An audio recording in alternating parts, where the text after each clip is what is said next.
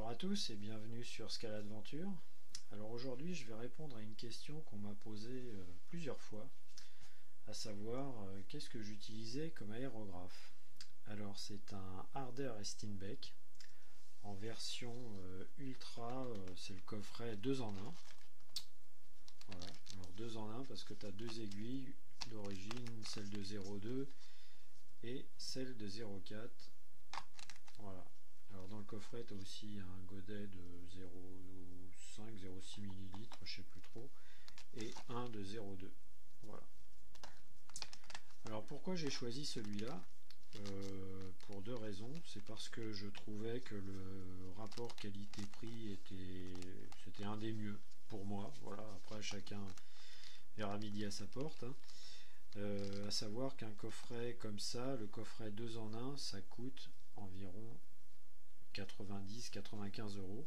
Si tu l'achètes sans l'aiguille option de 0,4, et ben ça coûte 70 euros. Voilà. Mais tu as quelque chose de sérieux et avec lequel je ne suis pas embêté. Voilà, voilà pourquoi j'ai investi là-dedans.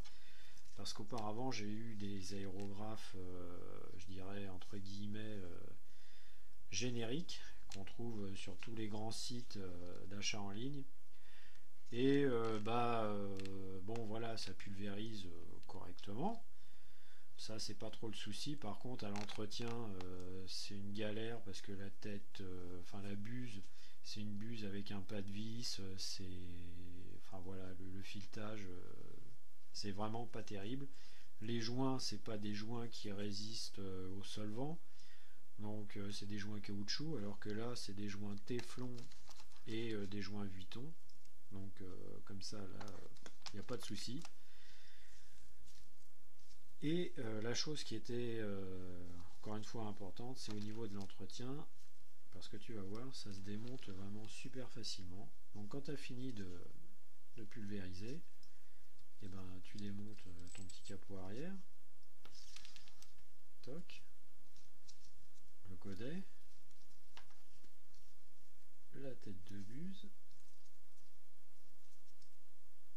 et voilà. Et la buse en fait, elle est emboîtée dans la tête.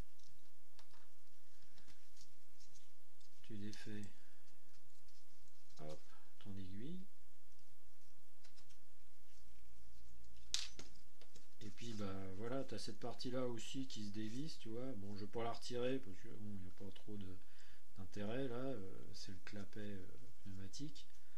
Voilà, tu as ça aussi, la gâchette, ça se démonte avec le ressort qui est derrière. Bon, mais cette partie là, en général, c'est pas ça. Donc voilà, tu le démontes ça uniquement quand tu te fais un coup de bac à ultrasons.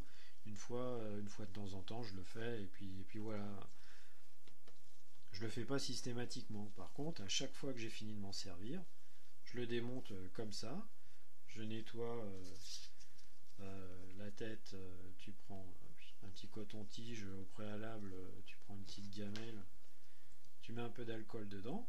L'alcool à 90, tu vois, tu trouves en parapharmacie. Comme ça c'est nickel. C'est pas, il peut rien se passer avec ça.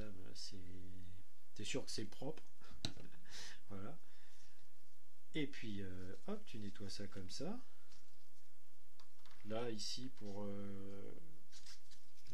tu prends des petites brossettes là, les petits goupillons là. Hop là, tu vois. Pareil ici. Hop. Et puis c'est tout. Hein. Une fois que tout ça c'est bien nettoyé, tu le rebranches, t'envoies un peu d'air pour virer toutes les petites merdouilles qui peuvent rester. Et puis c'est tout. Et ça prend pas plus de temps que ça au niveau nettoyage. Si tu le fais tout de suite après avoir pulvérisé. Voilà, une fois que tu as fini de t'en servir, terminé. Après, pour le remontage, bah, tu fais la même chose dans l'autre sens. Tu remets donc, tu prends la tête, la buse, toc, tu vois le joint téflon là, tu vois déjà l'épaisseur, tu vois déjà que c'est de la bonne cam, hein, c'est de la qualité. Tu visses, toc, tu remets ton aiguille,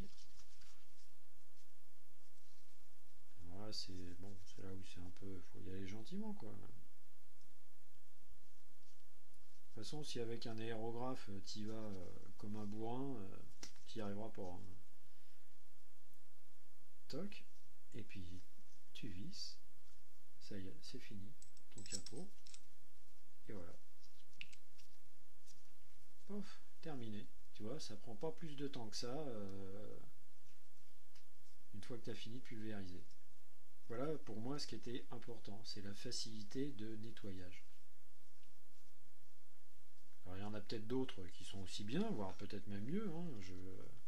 Moi je m'étais renseigné, j'avais bien regardé à droite à gauche ce que tout le monde en disait, et voilà, j'en suis arrivé à cette conclusion-là. Et voilà pourquoi j'ai acheté ça. Voilà. Alors ensuite, avec ça, je me sers essentiellement de l'aiguille de 0,2 parce que pour faire du 1,43e, bon, t'as pas besoin d'un jet super large. Si tu veux pulvériser plus large, t'as l'aiguille de 0,4. Je m'en suis déjà servi, hein, c'est bien aussi.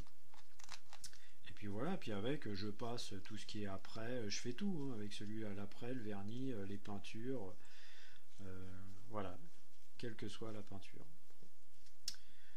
Voilà. Après, pour le compresseur, c'est un compresseur à cuve que j'utilise. C'est un compresseur qui a déjà quelques années, hein. C'est un Mecafer qui fait 8 bars de pression maxi, une cuve d'air de 6 litres et qui est ultra silencieux. Voilà.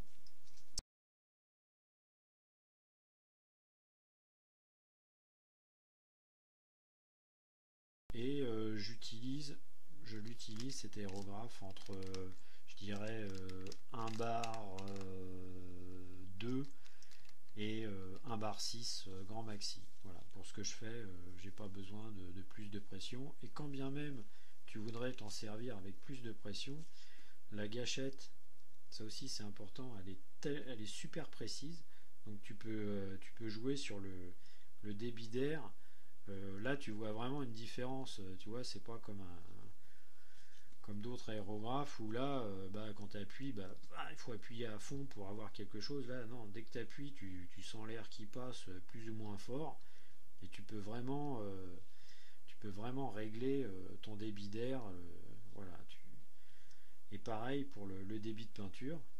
Voilà. Ça, c'est hyper important sur un aérographe d'avoir une gâchette précise. Voilà. Donc voilà pourquoi j'ai choisi celui-là et à quelle pression je m'en sers. Donc voilà, et j'espère avoir répondu à vos questions. Et puis je vous dis à bientôt. Et puis si vous avez d'autres questions, n'hésitez pas. Allez, salut, ciao ciao.